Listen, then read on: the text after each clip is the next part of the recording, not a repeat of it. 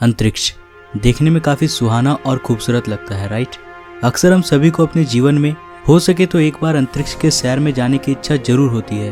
पर क्या वाकई में अंतरिक्ष का सफ़र हमारे लिए मज़ेदार होगा? क्या अंतरिक्ष में रहना इतना आसान है?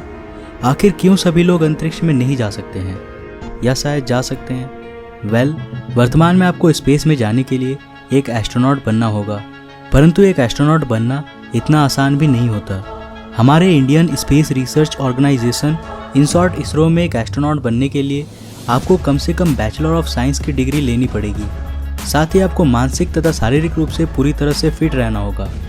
आपको मैथमेटिक्स में महान कौशल प्राप्त करना होगा, और मैं यहाँ सामान्य एडिशन या मल्टीप्लिकेशन की बात नहीं कर रहा हूँ। साथ ही आपके कम्युनिकेशन स्किल्स भी अच्छे होने चाहिए, और कड़ी से कड़ी परिस्थिति में भी आपको सही डिसीजंस लेना आना चाहिए। इसके साथ ही आपको इसरो में शामिल होने के लिए एक एंट्रेंस एग्ज़ाम को क्लियर करना होगा। नासा के भी लगभग सेम डिमांड होती है, और उसमें भी आपको एक एंट्रेंस एग्ज़ाम को क्लियर करना होता है। पूरी जानकारी के लिए आप डिस्क्रिप्शन में दिए हुए लिंक में जाकर पूरे आर्टिकल को पढ़ सकते हैं। परंतु केवल इतना ही नहीं, इतना सब कुछ पार करने के बाद तो आप एक एस्ट्रोनॉट बन जाओगे, लेकिन अभी भी आपको स्पेस मिशन में नहीं भेजा जाएगा। अभी आपको कई सारे टेस्ट से गुजरना पड़ेगा, जिसमें आपके शारीरिक तथा मानसिक शक्ति को देखा जाएगा, क्योंकि स्पेस में जाने के दौरान आपको कई सारे खतरनाक सिचुएशंस को पार करना होता है, जैसे कि ग्रेविटेशनल फोर्स आदि। इसलिए आपके शारीरिक शक्ति को देखना जरूरी है। अगर आप इन सारे टेस्ट को पास कर लेते हो तो वेल डन, आप एक एस्ट्रोनॉट बन चुके हो। लेकिन अभी भी आप स्पेस मिशंस के लिए तैयार नहीं हो। अब आपको नासा स्पेस मिशंस के लिए ट्रेनिंग कराएगा। इसे एस्ट्रोनॉट ट्रेनिंग कहा जाता है। ये एक जटिल प्रक्रिया है जिसमें एस्ट्रोनॉट्स को स्पेस मिशंस के लिए तैयार किया जाता है। इस प्रोसेस में कई सारे medical tests, physical training, extra vehicular activity यानी EVA ट्रेनिंग एक्सेट्रा कराई जाएगी। आपको जिस स्पेस मिशन में भेजा जाएगा, नासा मिशन से पहले ठीक वैसे ही माहौल को तैयार करेगा, जिससे आपको काफ़ी हद तक वहाँ रहने की आदत हो सके। जैसा कि अपोलो एस्ट्रोनॉट्स जो मून पे जाने वाले अंतरिक्ष यात्री थे, उनके ट्रेनिंग के दौरान उन्हें चंद्रमा के सतह के समान माहौल में प्रशिक्षित किया गया था। साथ ही ISS यानी इंटरनेशनल स्पेस स्टेशन में रहने वाले एस्ट्रोनॉट्स को भी जीरो ग्रेविटी जैसे माहौल में पहले ट्रेनिंग दिया जाता है, उसके बाद ही उन्हें स्पेस में भेजा जाता है। तो अब तक आपको काफ़ी सारी जानकारी मिल गई होगी। परंतु क्या आप जानते हैं, अंतरिक्ष में मनुष्यों से पहले कई अन्य जीवों को भेजा गया था। स्पेस रेस के इस दौड़ की शुरुआत साल 1947 से ही शुरू हो गई थी, जब यूनाइटेड स्टेट्स तथा सोवियत संघ ने स्पेस में जानवरों को भेजना शुरू कर दिया था। इनमें से मेनली थे डॉग्स, मंकीज, चिंपैंजीज, साथ ही fruit flies, tortoise, flies, worms, gold fish, spiders, bees, ants, frogs, mice, hamsters, guinea pigs और भी बहुत से जानवर। इनमें से अधिकतर जानवर स्पेस में ही मर गए थे और कुछ वापस धरती तक आ पाए थे। परंतु मनुष्यों को स्पेस में भेजने की शुरुआत साल 1961 से शुरू हुई थी, जब पहली बार 12 अप्रैल 1961 में सोवियत एस्ट्रोनॉट यूरी गैगरिन को स्पेस में भेजा गया था। और तब से लेकर अब तक कई स्पेस मिशंस में कई एस्ट्रोनॉट्स को भेजा जा चुका है। आज इस वीडियो को देखते वक्त स्पेस में कुल 6 लोग रह रहे हैं स्पेस स्टेशंस में। परंतु क्या स्पेस में रहना वाकई में इतना रोमांचक होगा जितना हमें लगता है, या शायद ये इसके ठीक विपरीत होगा? जब एस्ट्रोनॉट्स अंतरिक्ष में काफ़ी लंबे समय तक यानी करीब 6 महीनों के लिए जाते हैं, तब वहाँ वे एक प्रकार से अकेलेपन के डर का शिकार हो जाते हैं। अधिकांश एस्ट्रोनॉट्स के साथ ऐसा होता है।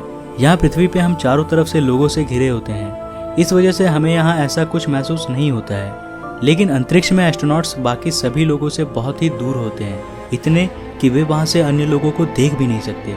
उन्हें बस अधिकांश भाग में सिर्फ और सिर्फ अंधेरा ही दिखाई देता है। भले ही वहाँ से उन्हें धरती का बहुत अच्छा नज़ारा मिलता हो, लेकिन उनमें एक अजीब सा डर बैठ जाता है। आप लोग अपोलो 11 मिशन के बारे में जानते ही होंगे। अपोलो 11 मून पे जाने वाली पहली सक्सेसफुल मिशन थी, जिसमें 2 एस्ट्रोनॉट्स नील आर्मस्ट्रांग और बज एल्ड्रिन चांद के सरफेस पे उतरे थे। लेकिन इस मिशन में 2 नहीं बल्कि कुल 3 लोग थे।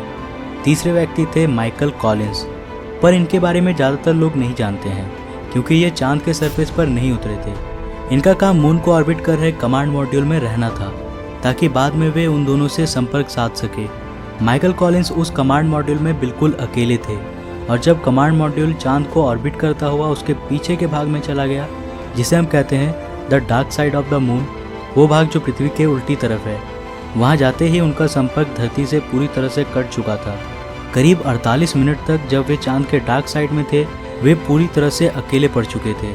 शायद उस वक्त वे इस दुनिया में सबसे अकेले व्यक्ति थे। अंतरिक्ष पूरी तरह से सुनसान है। आपको ना वहाँ आवाजें मिलेंगी, ना ही धरती की तरह नज़ारे, ना नदी, ना तालाब, कुछ भी नहीं। बस दूर दूर तक अंधेरा ही अंधेरा। बस आपके मिशन में साथी एस्ट्रोनॉट्स के अलावा आपको कोई और देखने को नहीं मिलेगा। इस अवस्था में अगर आप अंतरिक्ष में खो जाओगे तो क्या होगा?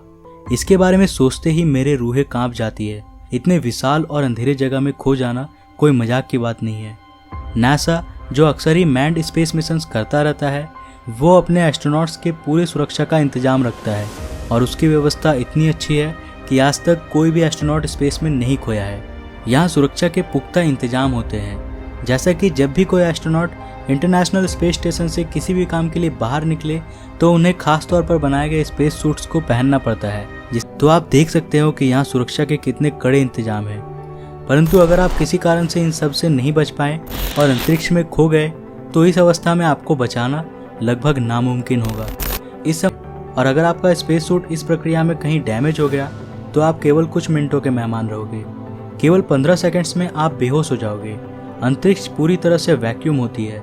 इस वजह से आपके स्पेस सूट का सारा ऑक्सीजन तेजी से बाहर चला जाएगा। इसके साथ ही आपके शरीर में मौजूद सारी हवाएं तेजी से बाहर निकलने की कोशिश करेंगी और एक धमाके के साथ आप खत्म। पर डरने की कोई बात नहीं। ऐसा होने की चांसेस बहुत ही कम है कि कोई एस्ट्रोनॉट स्पेस में खो जाए।